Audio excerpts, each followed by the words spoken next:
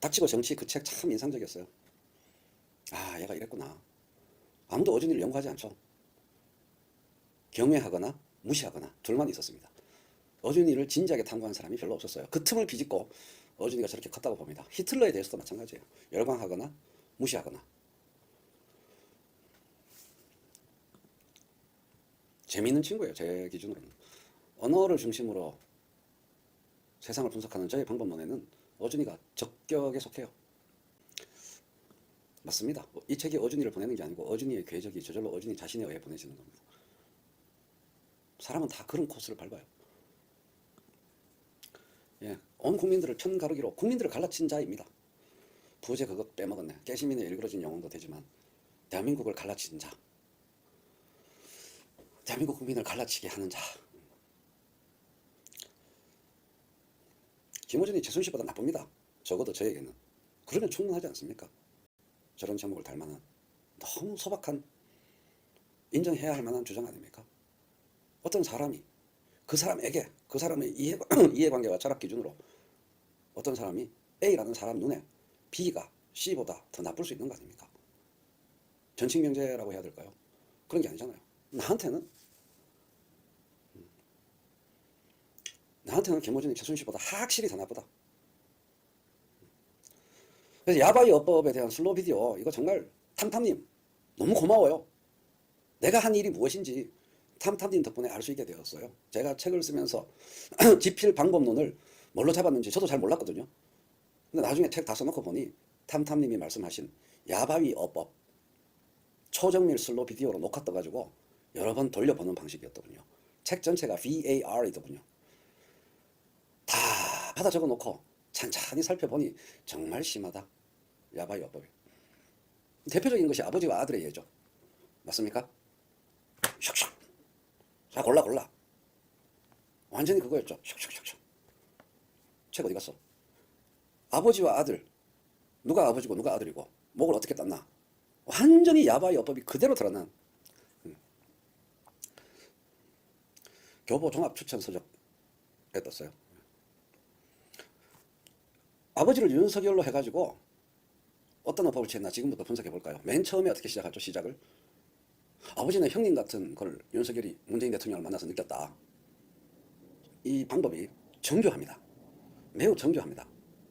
온 국민이 문재인 대통령을 좋아하니까 이 부분 다시 읽어보도록 해요. 이 논법 정확하게 만드는 논법.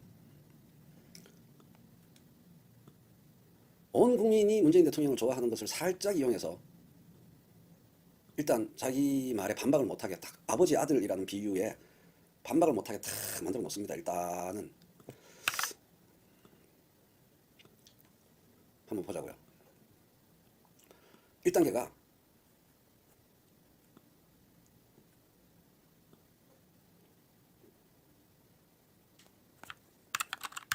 아버지 봐요. 보이시죠? 이게 몇 쪽이냐? 164쪽. 예.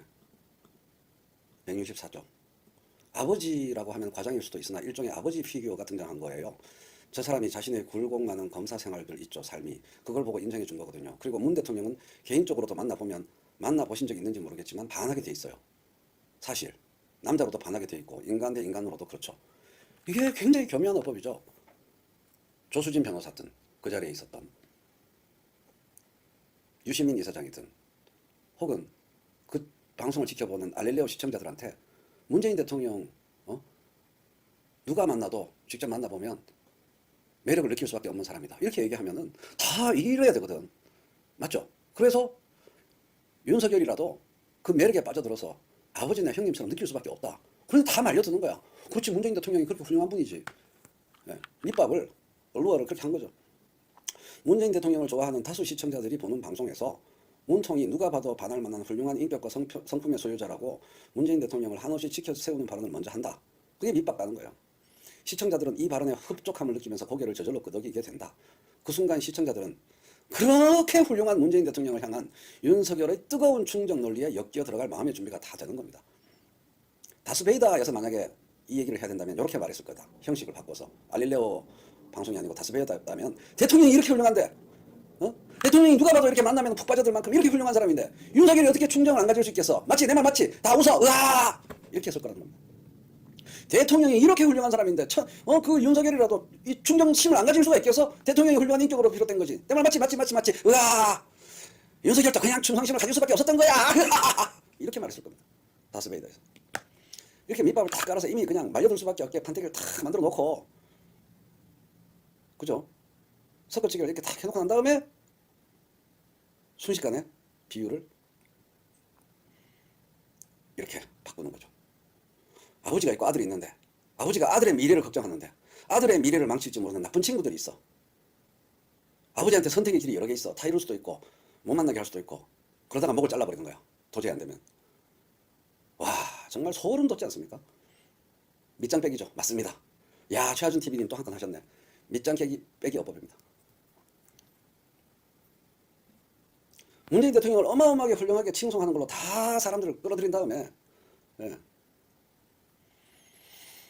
순식간에 이 문구, 아버지가 아들이 있는데 아들의 미래를 걱정하는데 10번, 각주 10번, 아버지가 있어요.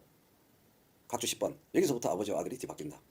아들의 미래를 망칠지 모르는 아들이 있는데 아들의 미래를 걱정하는데 11번 각주. 이 비유에서 미래가 망쳐질지 모르는 아들이 조국이 될 수 있어요? 이 아들이 미래의 소유격 아들의 미래를 걱정하는데, 미래가 걱정되는 아들이 윤석열이 될 수 있나요? 아무리 봐도 윤석열이 될 수가 없죠. 그 다음 여기서 아들이 조국이 될 수 있어요? 조국의 미래를 걱정하는 아버지? 근데 될 수가 없거든. 그러면 아들을 조국으로 바꿔봐요.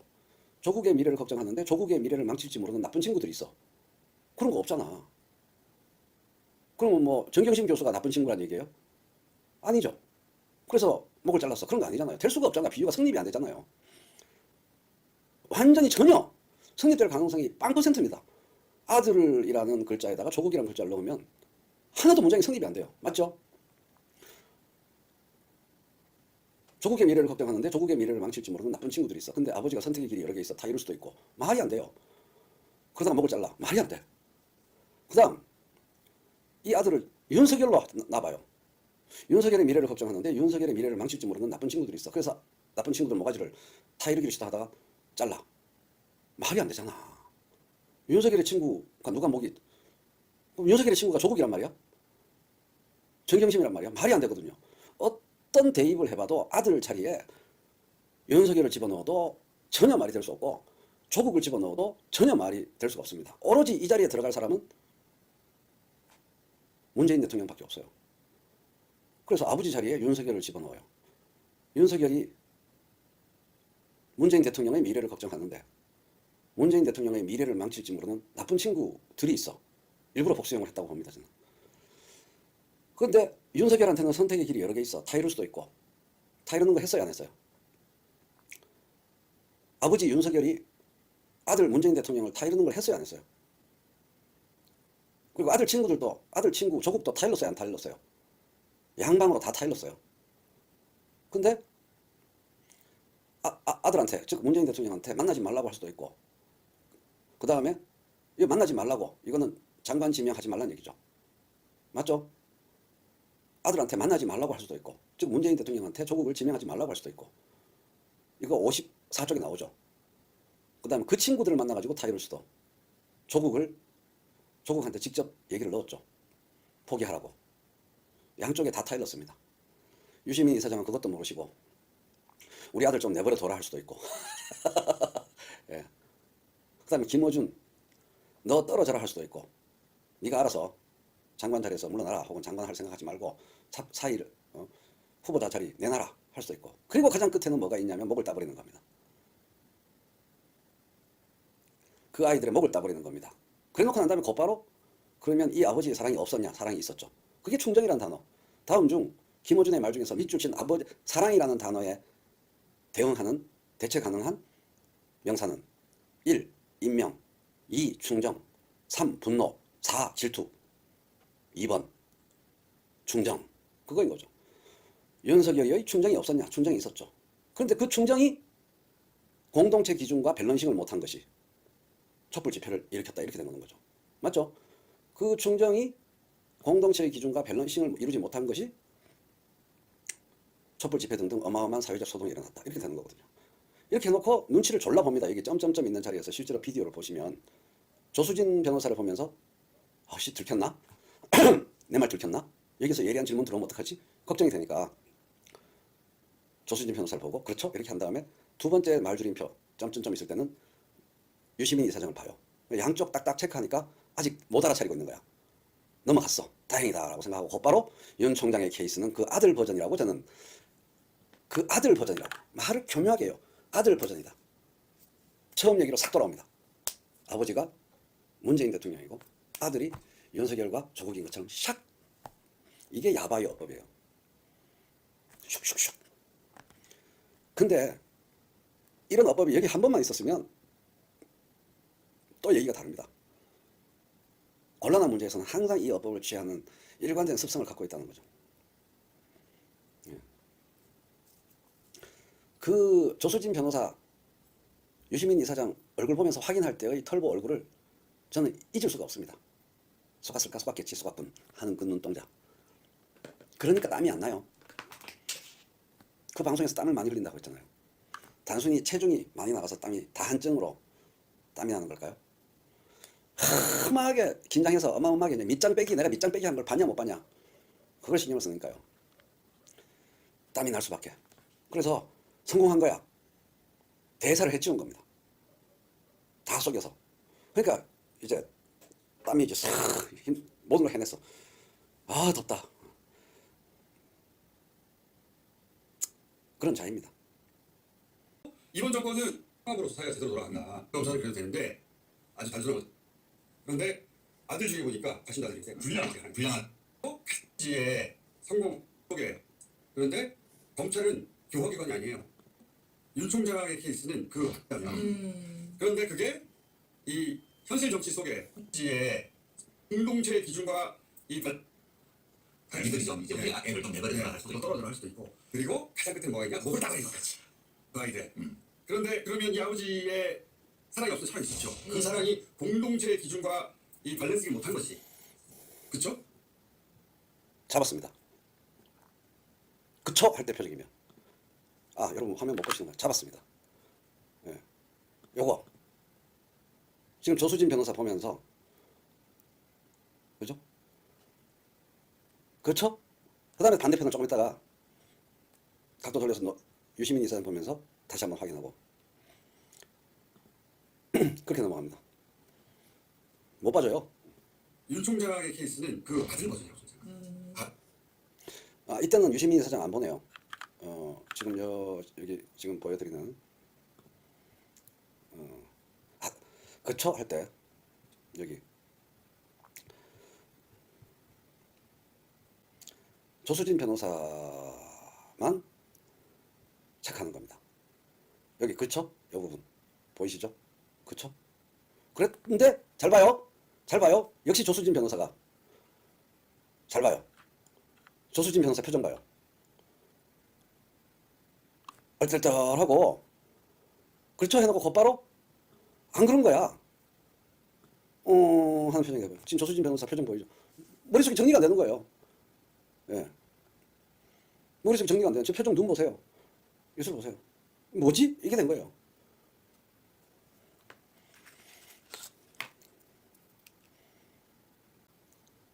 예. 여러분이 바로 이 조수진 변호사인 겁니다. 똑같이 당한 거예요. 똑같이 당한 겁니다. 여러분들도. 근데 그 생각할 시간은 안 줘. 자 이렇게 해서 여러분 정혜월님 덕분에 이 알릴레오 2019년 총정리 버전에서 야바이 어법을 분석할 수 있게 되었고요. 그 다음에 아론미님이 결혼을 하든 말든 개인적으로 얘기해도 돼. 윤석열 사퇴, 윤석열 처벌 이런 얘기 개인적으로 무슨 말 하든 상관없어. 그런데 집단으로 윤석열 처벌을 외치는 세력이 있어요. 사람들의 분노의 마음을 이용해서. 그런 세력이 갈라치기 세력이고 조심해야 되고 그런 식으로 말하는 그 부분 있잖아요. 그거는 아론미님이 방화범 어법. 방화범 어법. 딴 거다. 그거는 언제 발견했더라? 방화범 어법 앞쪽에 그날 같은 다스베이다 회차죠. 아론미님이 용의선상에서 자기를 빼는 방화범 어법의 예로 다스베이다 그거를 저한테 제보를 하셔가지고 김경수, 안희정, 이재명, 조국 이렇게 당하는 이야기.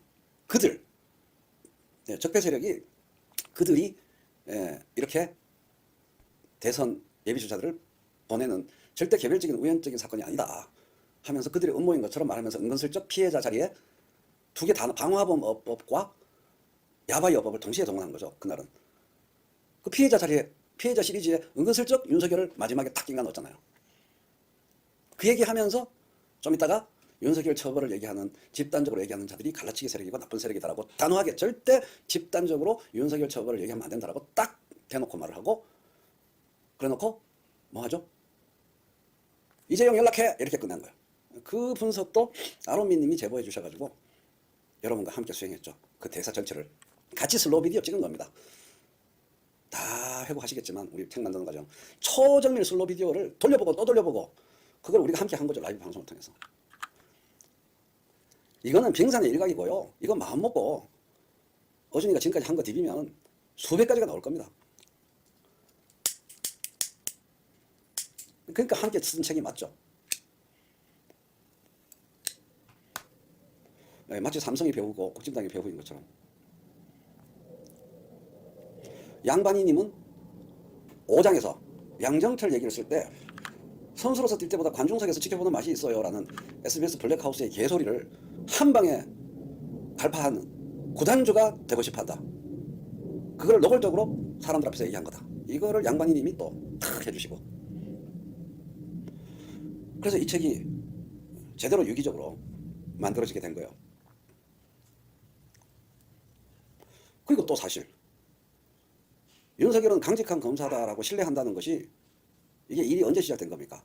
성냥에 불이 확 붙는 두 번째 시점이 여러분 김어준이 윤석열 강직한 검사 믿는다고 얘기한 이거 날짜 확인 좀 해주세요. 라이브 기억나시죠? 저 날짜 몰랐어요. 이거 날짜 확인 좀 해주세요 하니까 여러분들이 집단지성으로 날짜 확인해 주셔서 9월 24일 아침이다라는 걸 여러분이 딱 말씀해 주신 순간 이 책은 탄생될 수밖에 없었던 거죠. 뭐야 이거 9월 23일은 11시간 압수수색한 그 다음 날인데 딱딱 분명히 그러니까 그때 9월 24일입니다라고 여러분이 날짜를 조사해서 저한테 알려주셨어요. 그래서 제가 곧바로 두 번째로 여러분한테 뭘 질문했죠? 압수수색 날짜 알아봐 주세요. 라이브 중에 조국 장관 사택 압수수색한 날짜 좀 알아봐 주세요 라고 제가 곧바로 여러분한테 말씀드렸습니다. 곧바로 여러분이 9월 23일이다 또 여러분이 알려주셨어요. 그러니까 그 다음날 아침이구나. 시청자들과 제가 동시에 그날 확인했죠. 그러고 난 다음에 그걸 하고 난 다음에 그 다음날 다스베이다의 녹화 금요일날 정경심 교수 감옥에 잠깐 가 계시게 그 날짜를 또 확인했죠. 그 대사는 그 전에 알고 있었지만 다스베이다에서 부인 감옥에 잠깐 가 계시게 나는 공수처가 급하네 그 발언이 이루어진 날짜 라이브 중에 확인됐죠. 바로 9월 25일에 녹화했다. 그걸 확인하게 된 거죠. 24일, 25일 연속적으로 이런 말을 했다라는 것은 무슨 의미인가? 그걸 이 책에서 얘기하고 있는 것이고 나중에 소름 끼치는 것은 9월 25일에 녹화한 그대로 김어준이 말한 대로 다 되었다. 김어준의 신통력을 확인하는 것도 9월 25일에 감옥에 잠깐 가 계시게 그 발언할 때 그 발언한 그대로 1년이 지나놓고 보니 1년 반 뒤에 김어준이 말한 그대로 다 되었다. 정말 뉴스를 만들어내시었다. 거기에 소름 끼침을 얘기한 게 이 책에 나온 거죠. 순종이님 감사합니다. 파란장님 당신들이 있기에 얼마나 든든한지 최생과 함께한 모든 분들께 고개 숙여 깊이 감사드립니다. 제 마음도 그렇습니다. 네. 이게 우연인가?